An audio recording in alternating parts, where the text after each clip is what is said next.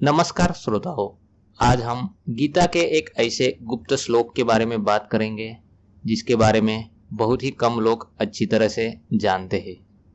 उस श्लोक का नाम है कर्मण्यवाधिकारस्ते मा फलेषु कदाचन। हमारे व्हाट्सएप और फेसबुक की जगत में गीता के अनेक श्लोक फॉरवर्ड करने के लिए या हमें अलग अलग जगह पे दिखते हैं। सो उसमें जो गीता का अर्थ या लिखा होता है वो वास्तव में वैसा नहीं होता जो कि हमें व्हाट्सएप और फेसबुक पे दिखाई देता है। वास्तव में गीता एक बहुत ही विस्तार पूर्वक ऐसा ग्रंथ है जिसके हर एक श्लोक का महत्व और उसके अंदर जो गाभा है वो बहुत विस्तारित है और उसमें बहुत बड़ा अर्थ छुपा हुआ है। सो हमें बताया जाता है कि कर्मण्यवाधिकारस्ते मा फलेषु कदाचन। इस जो श्लोक है इसका वास्तविक अर्थ तुम्हें कर्म करना चाहिए और फल की अपेक्षा नहीं करनी चाहिए, या कर्म करो या फल की अपेक्षा भगवान के ऊपर छोड़ दो, ऐसा बताया जाता है। लेकिन क्या इस श्लोक का यही अर्थ है? क्योंकि भगवान कृष्ण ने 18वें अध्याय में बताया है कि अर्जुन तुम युद्ध करो, अगर तुमने युद्ध जीत लिया तो तुम धरती का भोग लोगे, या तुम युद्ध हार गए तो तुम्हें स्वर्ग की प्राप्ति होगी। मतलब गीता में ही भगवान कृष्ण ने बताया है कि कर्म तो हमें करना पड़ेगा और कर्म करने के बाद उसका फल हमें निश्चित मिलेगा। वो अच्छा होगा या बुरा होगा ये आपके कर्म के ऊपर डिपेंड्स होगा, लेकिन कर्म का फल आपको मिलेगा ही। तो क्या हम यह जानते हैं कि वास्तव में भगवान कृष्ण ने ऐसी दो टाइप की बातें क्यों कही है? एक जगह पे कर्म करो और फल की इच्छा ना करो, और दूसरी जगह पे कर्म करोगे तो फल आपको मिलेगा ही। तो हमें इसका इन डीप ज्ञान लेना जरूरी है। गीता में वो नहीं लिखा है जो व्हाट्सएप और फेसबुक पे हम देखते हैं। वास्तव में गीता एक विस्तारित और महत्वपूर्ण ग्रंथ है। सो जो गीता को सबसे आसान तरीके से या सबसे विस्तार पूर्वक जानना चाहते हैं वो पढ़ने या सुनने के बाद ही जान सकते हैं। अगर आप आम लोगों से पूछोगे कि गीता में क्या लिखा है तो बताएंगे कि कर्म करो और कर्म का फल भगवान के ऊपर छोड़ दो, यानी कि निष्काम कर्म की बात करेंगे। लेकिन आज हम जानेंगे कि इस जो कर्मण्यवाधिकारस्ते मा फलेषु कदाचन का वास्तविक अर्थ, वास्तविक मतलब भगवान कृष्ण ने क्या बताया है। सो इसके लिए हमें कुछ एग्जाम्पल देखने पड़ेंगे। इलॉन मस्क जो कि एक सबसे सफल एंटरप्रेन्योर है, अपना सबसे ज्यादा वक्त टेस्ला के फैक्ट्री में ही बिताते हैं। उनका ऐसा कहना है कि मैं टेस्ला के फैक्ट्री में रहता हूँ और सुबह रात को भी यहीं पे सोता हूँ ताकि सुबह जल्दी उठ के फैक्ट्री में काम कर सकूँ। वो हमेशा कहते हैं कि मैं अपने प्रोसेस को, अपने काम को एंजॉय करता हूँ और उसका जो रिजल्ट आता है उसके ऊपर मेरा कभी फोकस नहीं होता। सो कर्मण्यवाधिकारस्ते का असल में यही अर्थ है कि हमें अपने जीवन में जो हम काम कर रहे हैं, जो हम प्रोसेस कर रहे हैं उसके ऊपर ध्यान देना है और उसका जो फल होगा उसके ऊपर हमें ध्यान नहीं देना है।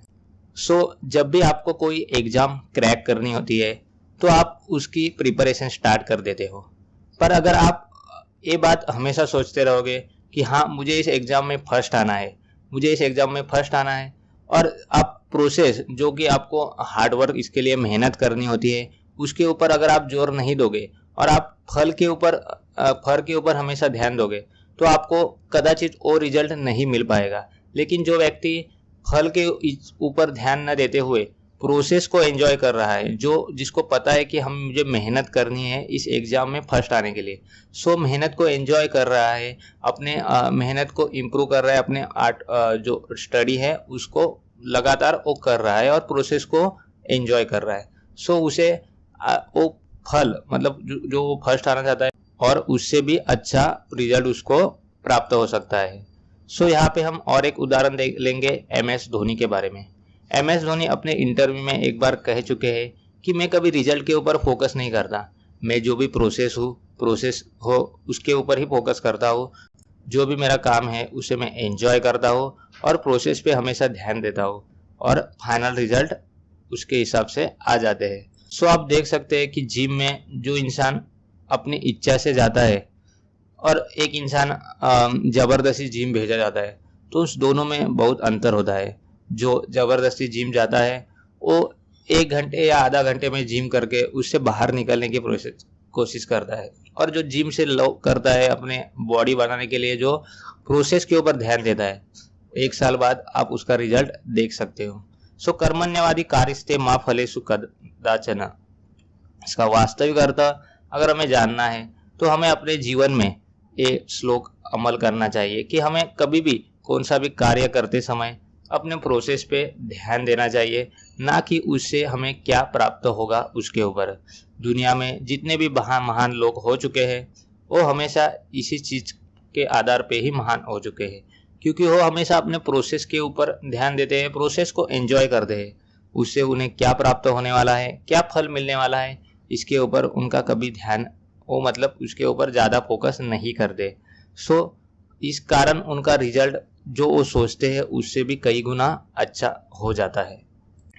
हमारे वास्तविक जीवन में हम गीता को अच्छी तरह से पहचान ही नहीं सके, क्योंकि गीता का हर एक श्लोक एक महत्वपूर्ण एक विस्तारित रूप धारण कर चुका है।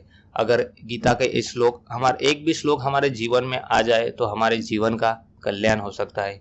एक इतना महत्वपूर्ण श्लोक है जिसके आधार पर अगर हम जीवन जीना शुरुआत करें तो हमारे जीवन में कभी भी दुख या कुछ चीजें हुई नहीं हो पाया, ऐसी घटनाएं कभी नहीं हो पाएगी, क्योंकि हम अपने जीवन में प्रोसेस अपने वर्क को के ऊपर लव करेंगे और जो फल होगा उसको इतना महत्व नहीं देंगे।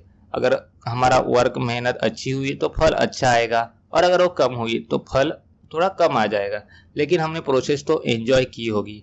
यही श्लोक के कारण हम गीता में भगवान कृष्ण ने कहा है कि तुम अर्जुन को कि युद्ध में तुम अपना कर्म करो, उससे क्या फल मिलेगा इसके ऊपर तुम ज्यादा सोचो मत। सो यही कारण से फाइनली युद्ध में अर्जुन की ही विजय हुई, क्योंकि अर्जुन के साथ भगवान कृष्ण थे और वो उसे मार्गदर्शन कर रहे थे।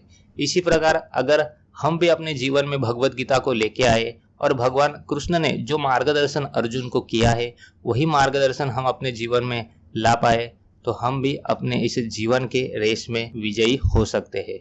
सो आज के लिए फ्रेंड्स इतना ही। अगर आप इस चैनल पे नए हो तो चैनल को सब्सक्राइब कर दीजिए, बेल आइकॉन को जरूर हिट कीजिए, ताकि ऐसे न्यू वीडियो में आपके लिए लेके आऊँगा। Thank you.